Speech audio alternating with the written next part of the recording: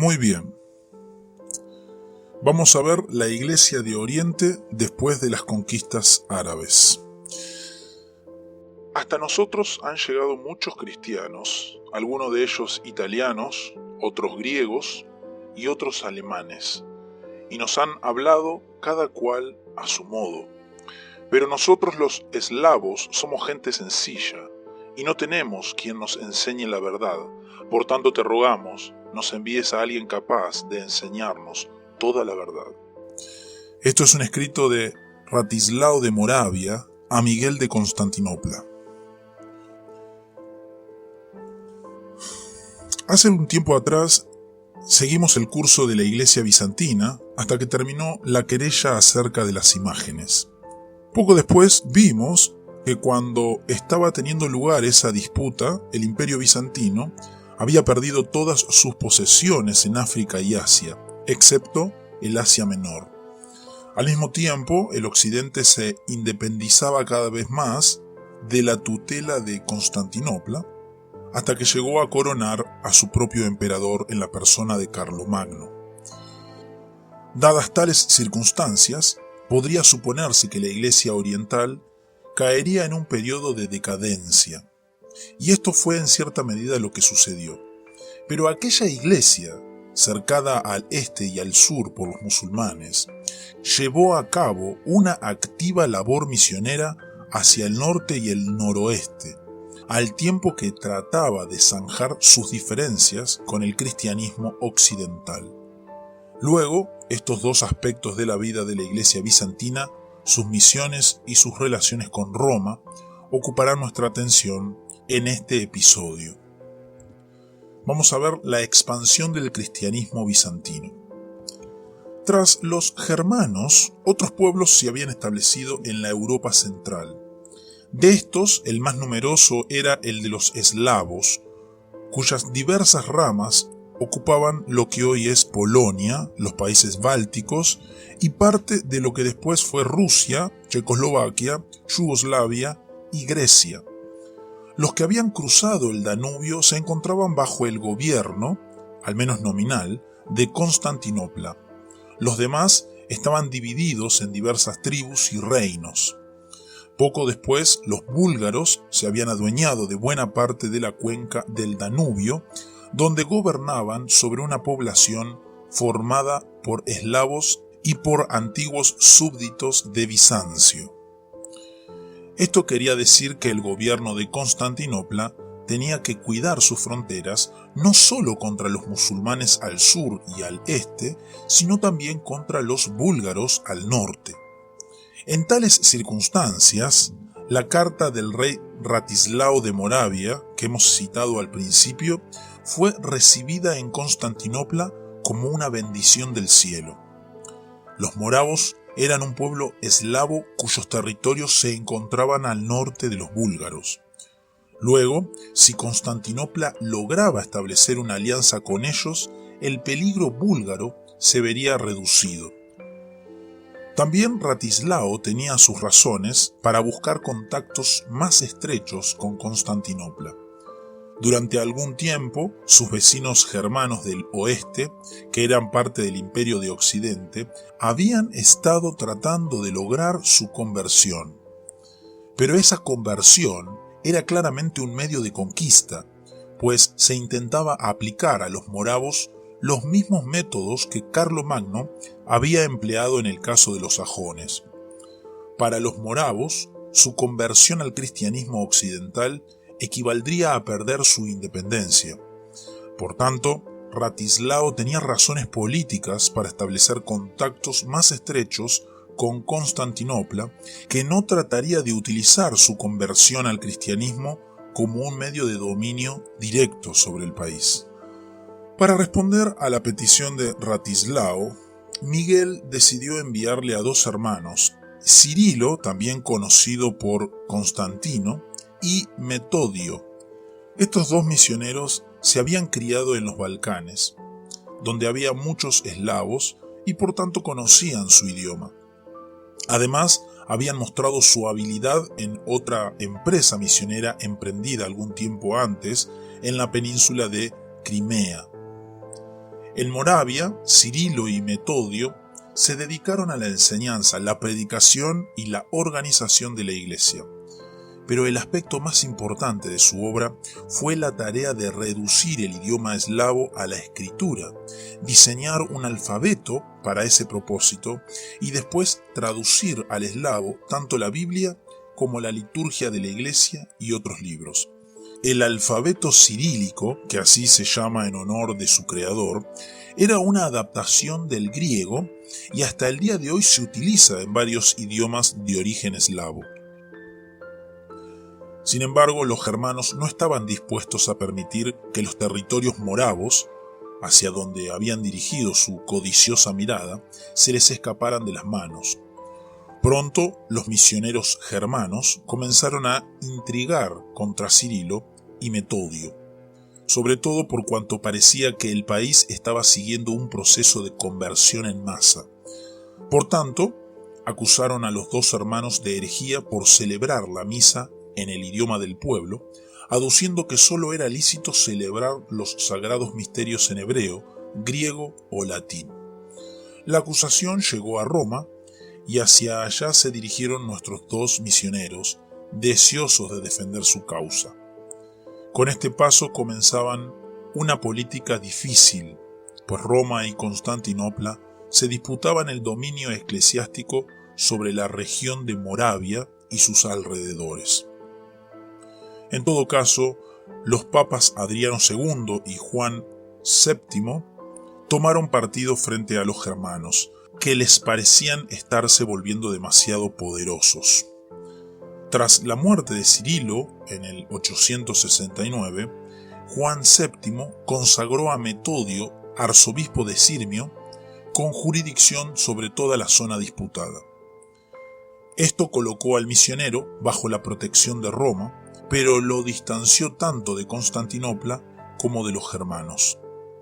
Esta enemistad llegó a tal punto que cuando Metodio iba camino de su diócesis, fue apresado y encarcelado por largo tiempo por órdenes del arzobispo de Salzburgo, pero por fin fue puesto en libertad y regresó a Moravia, donde continuó laborando hasta su muerte en el 885.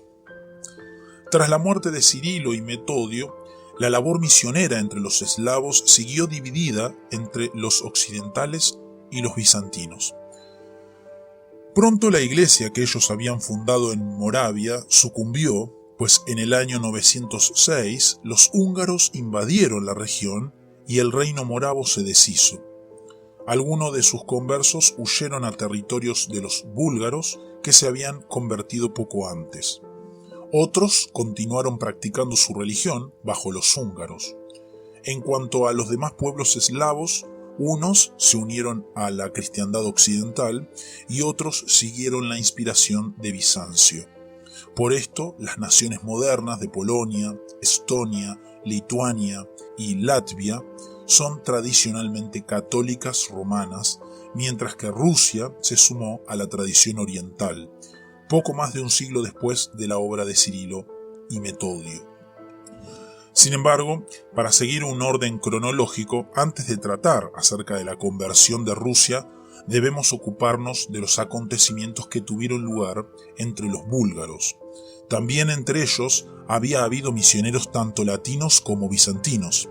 De hecho, según veremos próximamente, la cuestión de si los búlgaros estarían bajo la jurisdicción eclesiástica de Roma o la de Constantinopla fue uno de los factores que contribuyeron a aumentar las tensiones entre el cristianismo oriental y el occidental.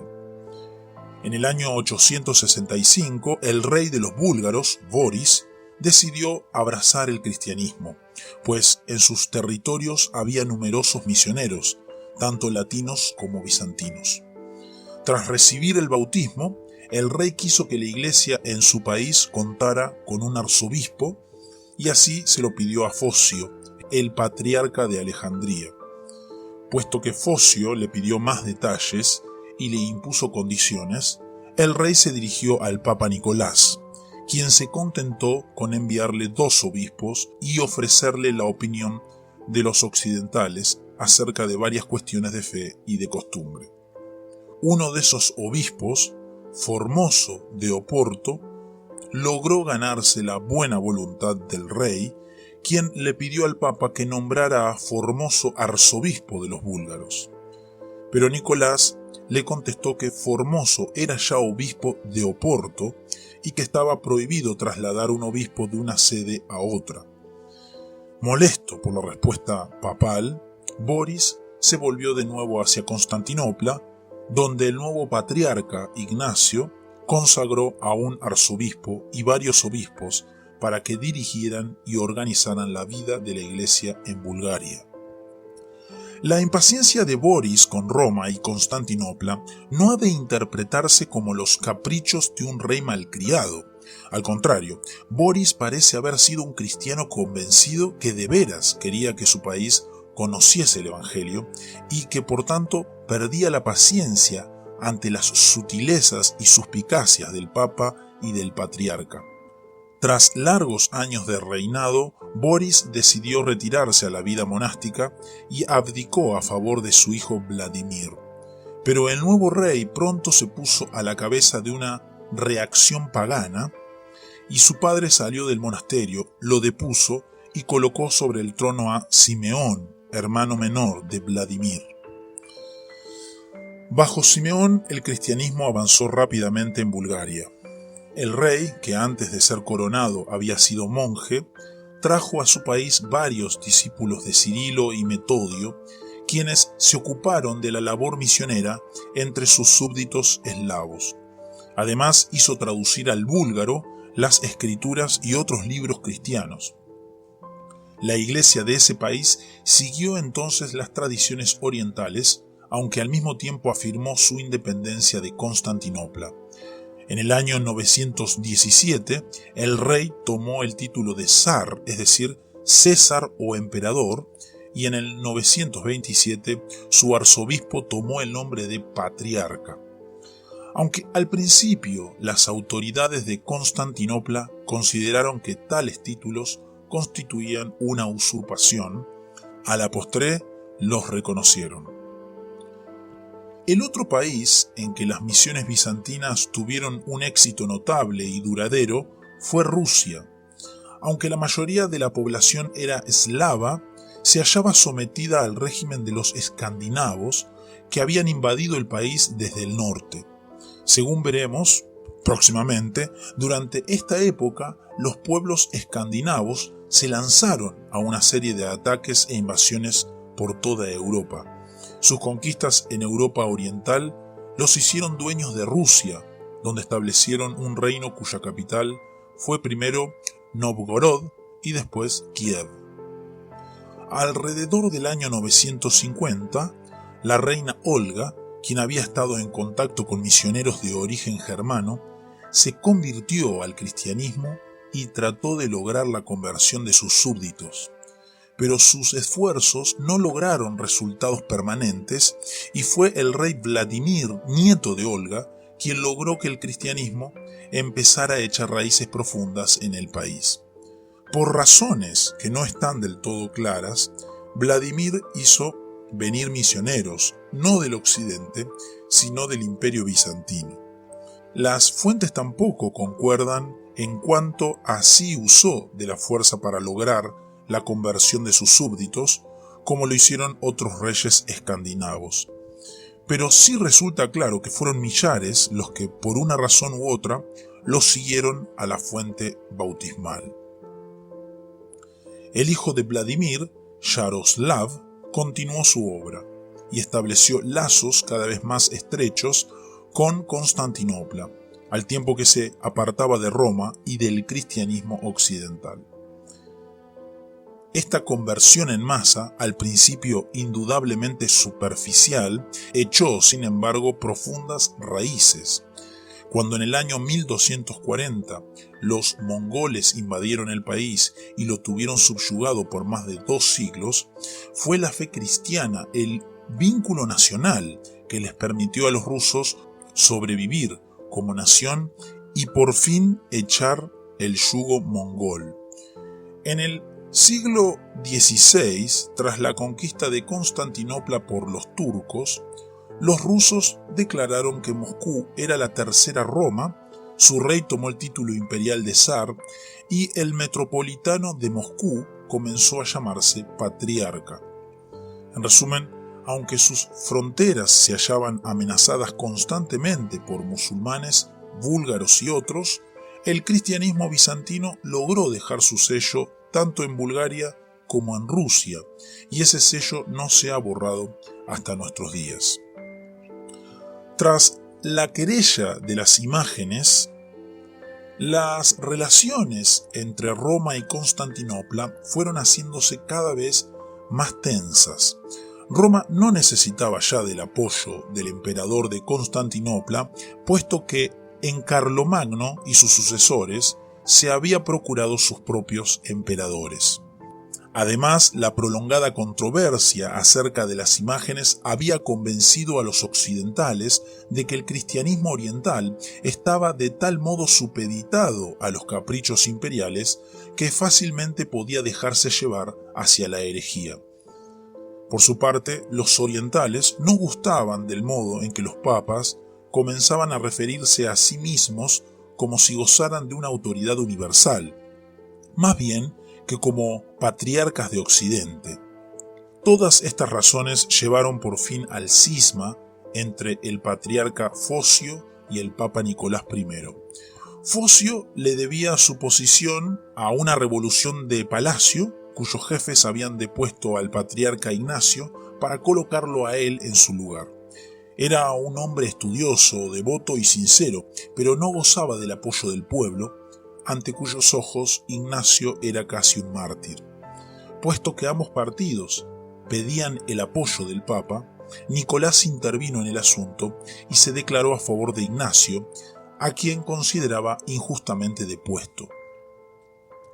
Por su parte, Focio y los suyos declararon que el Papa y todos los occidentales eran herejes, pues le habían añadido al credo la palabra filioque. Además, era la época en que Boris, el rey de Bulgaria, se mostraba dispuesto a aceptar el cristianismo, y Focio insistía en que ese país quedaba bajo su jurisdicción mientras el Papa lo reclamaba para sí. Por fin el cisma fue superado. Los vientos políticos cambiaron en Constantinopla e Ignacio fue restaurado a su sede. Algún tiempo después se llegó a un acuerdo según el cual, a la muerte del anciano Ignacio, sería Focio quien lo sucedería. De este modo, el problema quedó resuelto en Constantinopla. Pero era todavía necesario resolver la cuestión de las relaciones rotas con Roma. A la postre se llegó a un acuerdo según el cual Roma reconocería a Focio como patriarca de Constantinopla y este último accedería a las pretensiones romanas sobre Bulgaria. Al llegar a este acuerdo, Focio y el nuevo papa, Juan VIII, no contaban con Boris, quien a pesar de lo acordado decidió continuar sus relaciones con Constantinopla más bien que con Roma. Pero en todo caso, estas negociaciones pusieron fin al cisma. Sin embargo, las causas del conflicto eran mucho más profundas. Desde tiempos antiquísimos, las tradiciones cristianas del Oriente habían sido distintas de las del Occidente. A esto se sumaban barreras culturales y políticas, y el papado reclamaba para sí cada vez mayores prerrogativas contra los usos antiguos a los que el Oriente estaba acostumbrado. Por todo ello, el cisma de Focio, a pesar de haber quedado subsanado, fue el preludio de la ruptura definitiva. Esta se produjo por motivos al parecer insignificantes. A mediados del siglo XI, el arzobispo búlgaro León de Acrida escribió una carta en la que atacaba a los cristianos latinos por utilizar pan sin levadura en la comunión y por hacer del celibato eclesiástico una ley universal. Estas cuestiones, al parecer de importancia secundaria, pronto llevaron a una disputa tal que el Papa León IX decidió enviar una embajada a Constantinopla. Desafortunadamente, el jefe de esa embajada era el cardenal Humberto, celoso reformador de la Iglesia, según veremos en otro lugar de la historia. La reforma por la cual Humberto abogaba en el occidente iba dirigida principalmente contra las violaciones del celibato eclesiástico, el nicolaísmo y la compra y venta de cargos en la iglesia, la simonía. Por tanto, el fogoso cardenal, que para colmo de males no sabía griego, veía en las prácticas orientales los mismos enemigos contra los que luchaba en el occidente. El matrimonio de los clérigos le parecía poco mejor que el concubinato de los nicolaitas, y la autoridad de que los emperadores gozaban sobre la iglesia no era para él sino otra forma de simonía. El debate se volvió cada vez más enconado. Humberto y el patriarca Miguel Cerulario intercambiaron insultos. Por fin, el 16 de julio del 1054, cuando el patriarca se preparaba para celebrar la comunión, el cardenal se presentó en la catedral de Santa Sofía y sobre el altar mayor colocó un documento en el que, en nombre del Papa, que de hecho había muerto poco antes, declaraba a Miguel Cerulario hereje, rompía la comunión con él y extendía esa excomunión a cuantos lo siguieran. Aunque después de esa fecha hubo periodos en los que, por diversas circunstancias, las iglesias de Roma y Constantinopla volvieron a establecer la comunión entre sí, puede decirse que a partir de entonces quedó consumado el cisma que había venido preparándose por siglos.